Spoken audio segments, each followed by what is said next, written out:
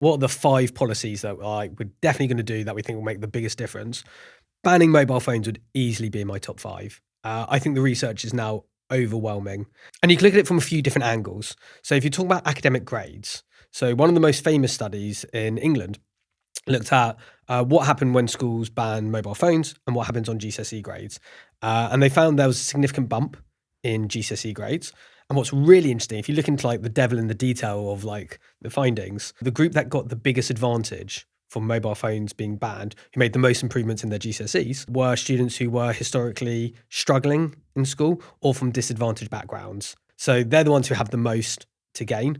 This sort of research is mirrored. You see studies, I've read studies in America, China, Brazil, Spain, all of them pointing to the same direction, that you tend to get a boost in grades. So that's the one hand. So you can make the argument just purely on an academic basis. Then you can look at all the other studies that look at the pastoral side of things. So well-being tends to improve. Rates of bullying are reported that they get reduced. It makes safeguarding so much easier. And then I guess the third thing I'd finally say, so we've got the academics, we've got the pastoral side of things, is this is one of the things I actually think you don't actually need research on. We work with a lot of schools. A lot of them have introduced mobile phone bans.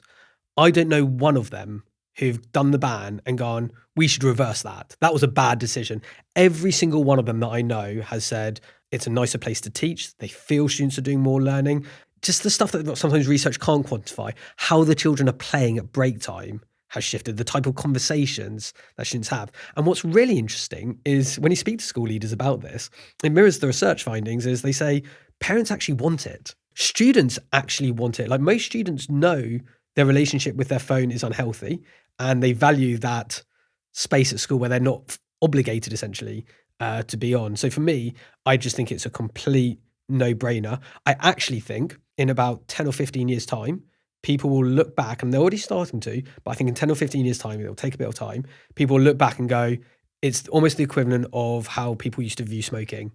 Like they'll go, it was mad that it was so mainstream. Maybe this is me showing my age a bit here, but I remember when we had a family computer